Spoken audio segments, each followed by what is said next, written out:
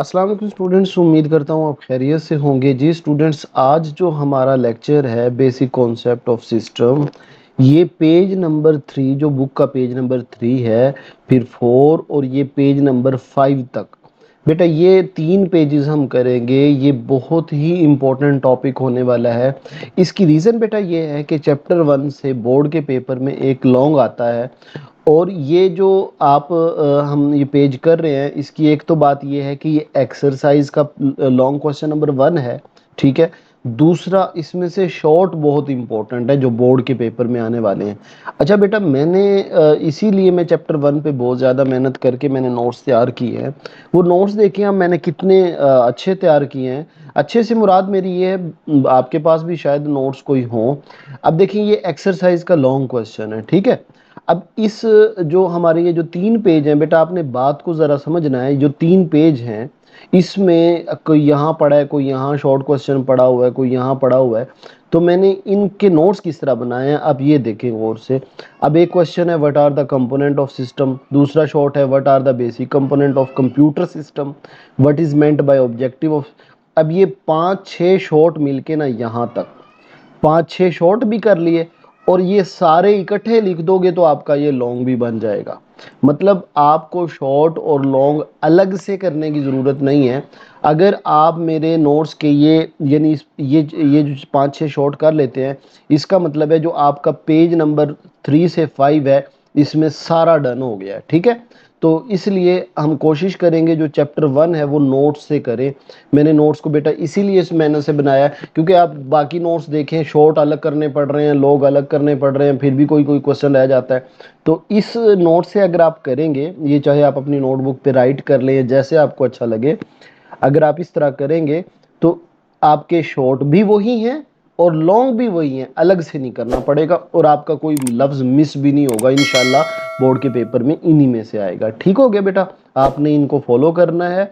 और उर्दू मीडियम की जो वीडियो है वो अलग बनाई है मैंने इसीलिए, ताकि आपको अच्छे से समझ आए। वीडियो को बेटा ज़रूर लाइक करना है, चैनल पे जो बच्चा नया है चैनल को भी सब्सक्राइब करना है, क्योंकि बाकी भी तमाम सब्जेक्ट्स की वीडियोस अपलोड हो रही हैं इसी तरह। तो इंशाल्लाह आपको मज़ा भी आएगा कंप्यूटर पढ़ने में मुझसे। आप ये लेक्चर के बाद देख लेंगे। कोशिश करें इसको याद कर करके लिख लें। अच्छा बेटा देखिए, क्वेश्चन है हमारे पास, define and describe the concept of system. ये बेटा एग्जैक्ट एक्सरसाइज का लॉन्ग क्वेश्चन है, ये देखिए, ठीक है। Describe the concept of system, explain the fundamental components, objective, environment, method of communication within a system. चलिए जी बेटा, अब क्वेश्चन की तरफ जाते हैं। वैसे क्वेश्चन में आप देख सकते हैं उसने क्या क्या पूछा है। कॉन्सेप्ट ऑफ सिस्टम पूछा है, उसके कंपोनेंट पूछे हैं, उसके ऑब्जेक्टिव पूछे हैं, एनवायरनमेंट पूछा है, और उसकी कम्युनिकेशन के जो सिस्टम है वो पूछा है। तो ये 5-6 शॉर्ट हमने बताने हैं, इसमें हमारा लॉन्ग भी हो जाएगा और शॉर्ट भी। अच्छा, कॉन्सेप्ट ऑफ सिस्टम, सिस्टम होता असल में क्या है? हम कहते हैं कि किसी भी सिस्टम को किस तरह बयान किया जाता है, डिस्क्राइब किया जाता है, उसका ऑब्जेक्टिव क्या है, उसके कंपोनेंट कौन कौन से हैं, वो उस कम्युनिकेशन किस तरह करती है, ये, और उसका इर्द गिर्द का इन्वायरमेंट क्या है। इस तरह हम किसी भी सिस्टम को डिस्क्राइब करते हैं। वो कहते हैं कि सिस्टम का कोई ना कोई काम होता है, एक इन्वायरमेंट में रह के सिस्टम का कोई ना कोई एक ऑब्जेक्टिव होता है। और वो कैसे अचीव होता है? जब सिस्टम के मुख्तलिफ कंपोनेंट आपस में काम करके, आपस में कम्युनिकेट करके वो ऑब्जेक्टिव को अचीव करते हैं।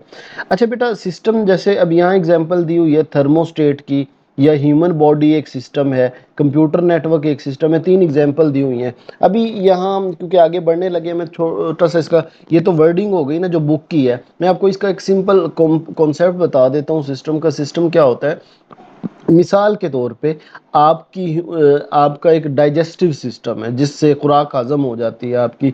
अब उसमें मैदा है, ज़ुबान है, आपका मुंह है, नालियां हैं, आंतें हैं। अब ये एक सिस्टम बना रहे हैं। इसी तरह आपका एसी चल रहा है घर में। अब एसी का क्या है? एसी में मुख्तलिफ कंप्रेसर लगा हुआ है, उसके और चीज़ें लगी हुई हैं, मुख्तलिफ कंपोनेंट मिलके एक सिस्टम बना रहे हैं। तो ये सिस्टम की कोई भी चीज़ जो कोई ना कोई काम परफॉर्म कर रही है वो सिस्टम है, ठीक है। कंप्यूटर नेटवर्क बना हुआ है, सिस्टम है। थर्मोस्टेट जो टेम्परेचर कंट्रोल करता है, सिस्टम है। डन हो गया बेटा। अब आ जाए जी नेक्स्ट शॉर्ट क्वेश्चन की तरफ। अगेन मैं कह रहा हूँ कि ये शॉर्ट मिलके एक लॉन्ग बना देंगे, ठीक है। कंपोनेंट्स क्या होते हैं सिस्टम के? कंपोनेंट ऑफ सिस्टम क्या होते हैं भाई? देखें, अभी हमने बात की कि components are the building block of any system. मसलन अब अगर हम मान लें कि जो हमारा डाइजेस्टिव सिस्टम है ये एक सिस्टम है, तो इसके कंपोनेंट कौन कौन से होंगे? इसकी आंतें, मैदा, जुबान, मुंह, ये इसके कंपोनेंट हैं। इसी तरह आप मान लें आपका जो मोबाइल है ये एक सिस्टम है, तो उसके कंपोनेंट कौन कौन से होंगे? बैटरी, स्क्रीन, उसका उसकी जो सिम, ये सारे उसके कंपोनेंट होंगे। तो असल में ये बिल्डिंग ब्लॉक होते हैं जो मिल के सिस्टम को बनाते हैं। Each component play a specific role. हर कंपोनेंट का कोई ना कोई काम होता है, वो कोई ना कोई काम परफॉर्म करती है। मसलन अगर मैं मान लूँ आपका मोबाइल एक सिस्टम है, तो बैटरी का क्या काम है? उसको एनर्जी देना, बिजली देना। स्क्रीन का क्या काम है? आपको शो करवाना। इसी तरह हर कंपोनेंट का कोई ना कोई काम होता है। Understanding of the role of each component is essential.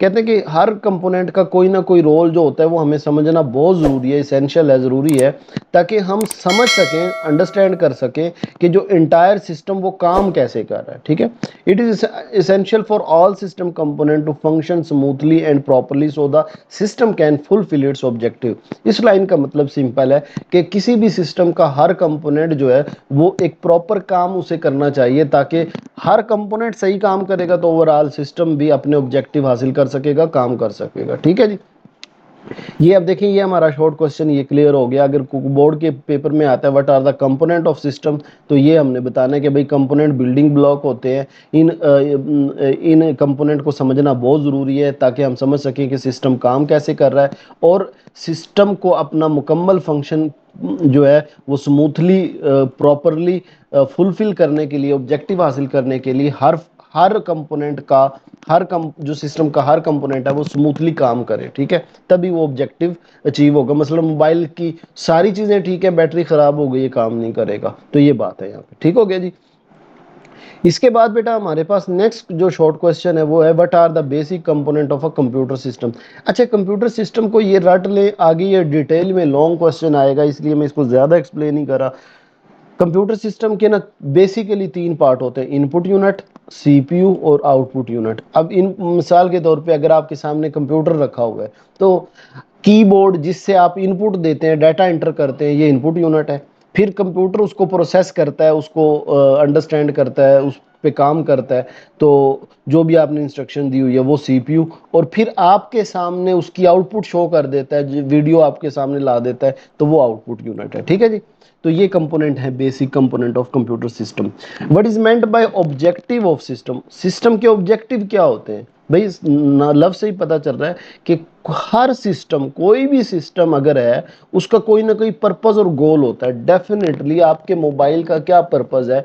आपको कॉल करवा सके, आपको वीडियो दिखा सके। इसी तरह घर में आपके एसी लगा हुआ है या पंखा लगा हुआ है, उसका क्या पर्पज है? आपको कूलिंग फराहम करना। तो हर सिस्टम का कोई ना कोई गोल होता है जो मुकम्मल होना होता है, फुलफिल होना होता है। Analysing system operation require understanding its aim. अगर हम किसी भी सिस्टम को एनालाइज करना चाहें, समझना चाहें, तो पहले हमें उसको अंडरस्टैंड करना पड़ेगा भाई इस सिस्टम का काम क्या है। अगर ये एसी है तो ये क्या काम करता है। ठीक है, this insight improve the efficiency and efficiency of the present system. इससे हमें ये समझने में आसानी होती है कि ये सिस्टम कितना एफिशिएंट है, मतलब कितना प्रॉपरली ये काम करेगा और हम इसको किस तरह बेहतर कर सकते हैं।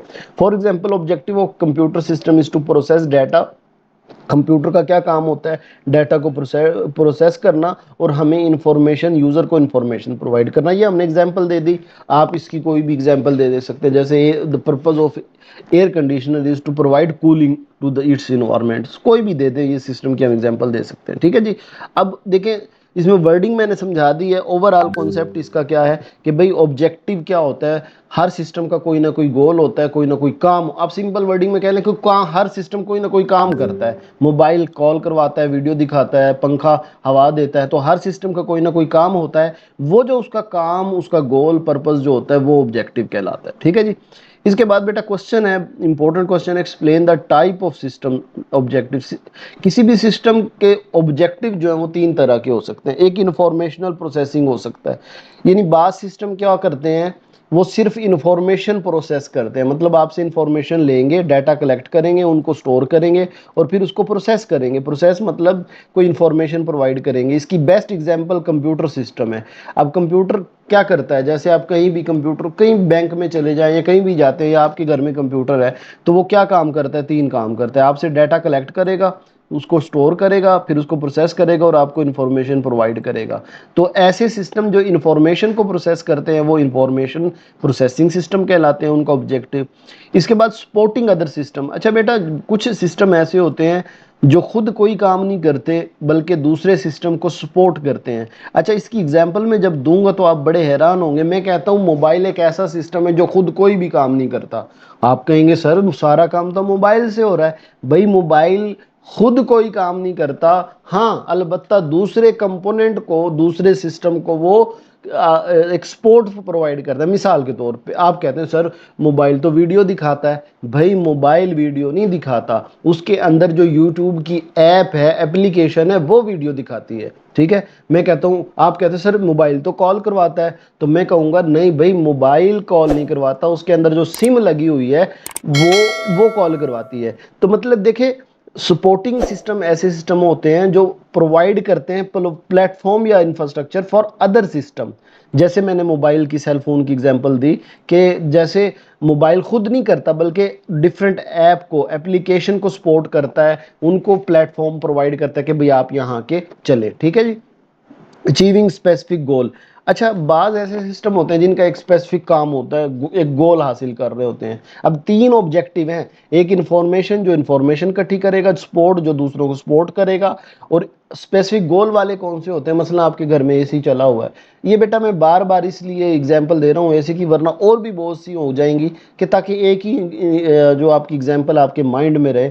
अब एसी जब आप ऑन करते हैं तो उसका कोई ना कोई गोल होता है, क्या कि वो जो कमरे में टेम्परेचर 40 डिग्री हुआ पड़ा है उसको 20 करना है या 15 करना है या 16 करना है, तो उसका एक गोल है। तो ऐसे सिस्टम, इसी तरह थर्मोस्टेट ये भी टेम्परेचर को ही कंट्रोल करता है, तो उसका क्या काम है, टेम्परेचर को कंट्रोल करना है। तो तीन तरह के ऑब्जेक्टिव हो गए। ठीक है बेटा। इसके बाद बेटा हमारे पास नेक्स्ट क्वेश्चन है, what is the environment of system. System का एनवायरनमेंट क्या होता है, what are different properties of system environment. अच्छा देखिए, सिस्टम का एनवायरनमेंट क्या होता है, किसी भी सिस्टम की इर्द गिर्द की जो चीजें होती हैं इनको हम इन्वायरमेंट कहते हैं। मसलन एसी का इन्वायरमेंट क्या होगा, उसका कमरा और उसका टेम्परेचर बाहर का। ठीक है। अब सेल फोन का इन्वायरमेंट क्या होगा, उसकी बाहर की जो चीजें जो भी होंगी उससे, यानी जो उससे बाहर है लेकिन उससे रिलेटेड है, उससे उसको काम करना पड़ता है। मसलन अब मोबाइल में के इन्वायरमेंट में इंसान भी आएगा, क्योंकि इंसान ने उससे इंटरेक्ट करना है, उससे एक ताल्लुक बनाना है। मसलन कॉल आई है, तो जब तक इंसान उसको अटेंड नहीं कर रहा, तो यानी जो भी चीज़, कोई भी ऐसी चीज जिससे सिस्टम इंटरेक्ट करता है, इंटरेक्ट का मतलब है उससे ताल्लुक वास्ता होता है। ठीक है।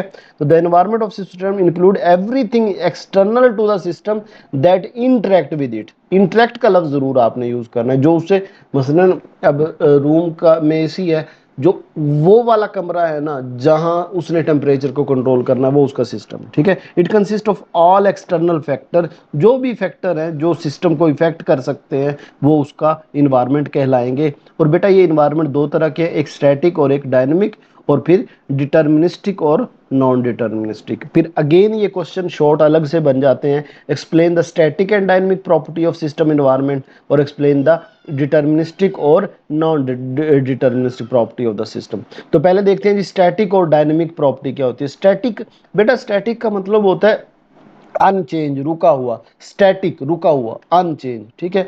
तो देखिए, the environment remain unchange unless the system provide an output. This means that while the system is working internally and does not produce output or result, no change occur in its environment. अच्छा बेटा, इसका मतलब यह है कि system ना static रहता है, उसका एक काम है बस, उसने वो पूरा करना है, वो बाहर उसकी वजह से उसे कोई चेंज नहीं आती, वो अपना काम करता रहता है। मिसाल के तौर पे एक स्टॉप वॉच है, आप स्टॉप वॉच ऑन कर देते हैं। ठीक है। अब उसने क्या करना है, टाइम काउंट करना है। स्टॉप वॉच का पता है ना, जो जैसे कि एक आपने 5 मिनट में रेस जीतनी है तो 5 मिनट की आपने स्टॉप वॉच लगा दी। अब देखिए वो स्टॉप वॉच, या मैं कहता हूँ कि आपने जी आपने 1 किलोमीटर दौड़, देखते हैं आपने कितनी देर में आपने कंप्लीट की है, तो आप स्टॉप वॉच लगा देंगे, देखते हैं भाई कितने टाइम लगा है।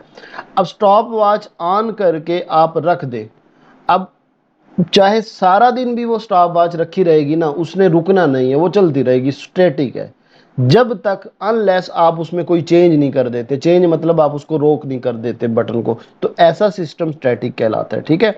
और डायनेमिक सिस्टम क्या होता है, देखिए मैं जो इसने सॉफ्टवेयर की दी हुई है, मैं एसी की एग्जांपल दे रहा था।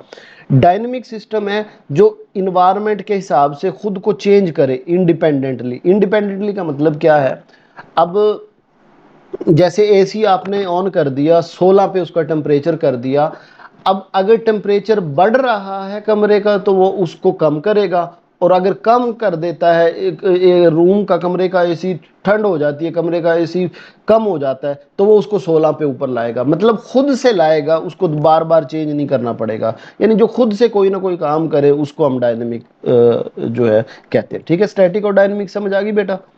इसके बाद है हमारा डिटर्मिनिस्टिक एंड नॉन डिटर्मिनिस्टिक। बेटा उम्मीद है आपको समझ आ रही होगी, मानता हूँ ये टॉपिक थोड़ा सा मुश्किल है, मैं कोशिश कर रहा हूँ इसको आसान करने की, लेकिन आप ये वीडियो को दोबारा भी सुन लेंगे तो ये और क्लियर हो जाएगा। और अगेन कह रहा हूँ बेटा, बुक से करने की इसको गलती मत करना, बहुत लंबा टॉपिक है, बहुत ज़्यादा है, फिर आपको पता भी नहीं होगा कि मैंने कितना लिखना है, कहाँ से लिखना है। तो इसलिए कोशिश करें, ये जो मैं आपको करवा रहा हूँ ना, इसको राइट कर ले नोटबुक पे। एक तो मैंने बुक की वर्डिंग यूज की है, और दूसरा क्वेश्चन आंसर बना के की है, ताकि आपका ये शॉर्ट भी हो जाए और लॉन्ग भी हो जाए, ठीक है जी। इसके बाद लास्ट हमारा क्वेश्चन है deterministic and non deterministic property. Video को बेटा जरूर लाइक करना है, ठीक है। अच्छा, डिटर्मिनिस्टिक और नॉन डिटर्मिनिस्टिक में आपको दो लफ्ज बोलूंगा, आपको फौरन समझ आ जाएगी, बहुत आसान कॉन्सेप्ट है। ये लफ्ज मुश्किल है लेकिन कॉन्सेप्ट आसान है। अच्छा देखिए, मैं कहूँ आपसे 2 + 2 कितने होते हैं, आप कहोगे 4। आप दुनिया के किसी भी कैलकुलेटर पे 2 + 2 करके देख लें, वो 4 ही आएंगे, कैलकुलेटर पे, कंप्यूटर पे। तो ऐसा ऐसा सिस्टम जिसकी आउटपुट जो है ना, वो एक वाजे हो, फुली नोन हो, बिल्कुल पता हो, एंड श्योर हो, श्योर का मतलब बिल्कुल पता हो, क्लियर कट हो, ठीक है। तो इसको हम डिटर्मिनिस्टिक प्रॉपर्टी कहते हैं, कि जिसकी ऑलरेडी पता हो, ऑलरेडी नोन एंड श्योर, जिसमें कोई गुंजाइश ना हो, तो इसको हम क्या बोलते हैं, डिटर्मिनिस्टिक। नॉन डिटर्मिनिस्टिक इसका उलट है। मसलन आपने एक सिस्टम इंस्टॉल किया हुआ है जो वेदर यानी मौसम के हालात पता करता है, अब उसकी आउटपुट आपको पता है, बिल्कुल भी नहीं पता है। क्या पता टेम्परेचर 40 पे चला जाए, क्या पता 30 पे चला जाए। तो ऐसा जो आपकी आउटपुट जो है सिस्टम की, वो पता ना हो, अनसर्टेन हो। अनसर्टेन का मतलब है गैर यकीनी हो, कुछ भी हो। रैंडम का मतलब होता है कुछ भी हो जाए, तो यानी क्लियर ना हो, तो इसको हम नॉन डिटर्मिनिस्टिक, जैसे वेदर फोरकास्टिंग सिस्टम, मैंने एग्जांपल यही दी है। आखिरी बेटा हमारे टॉपिक का भी और इस लॉन्ग का भी ये है कि what is the importance of communication among component. देखे, जैसे अब मोबाइल की मैंने एग्जांपल दी थी, मोबाइल के कौन कौन से कंपोनेंट हैं, उसके बैटरी है, उसकी टच स्क्रीन है, उसका प्रोसेसर है, मुख्तलिफ हैं। तो सारे कंपोनेंट आपस में कम्युनिकेट करेंगे, यानी इंटरेक्शन करेंगे। बैटरी एक चार्जिंग प्रोवाइड कर रही है, उसको प्रोसेसर प्रोसेस कर रहा है, सारे कम्युनिकेशन होगी उनमें तो सिस्टम काम करेगा, अदरवाइज नहीं करेगा। ये उसकी इंपॉर्टेंस है कि communication and interaction between component of system are very important for to work properly. वो काम तभी करेंगे जब वो सारे आपस में काम सही कर रहे होंगे, ठीक है बेटा। तो ये टॉपिक था, ये हमने यूं समझ ले बुक के 3 पेज पढ़ लिए हैं। इसी तरह बेटा आपने करना है। इंशाल्लाह नेक्स्ट लेक्चर भी बाकी भी अपलोड हो रहे हैं, जाते जाते वीडियो को ज़रूर लाइक कीजिएगा। अपना ख्याल रखिएगा। अल्लाह हाफिज़।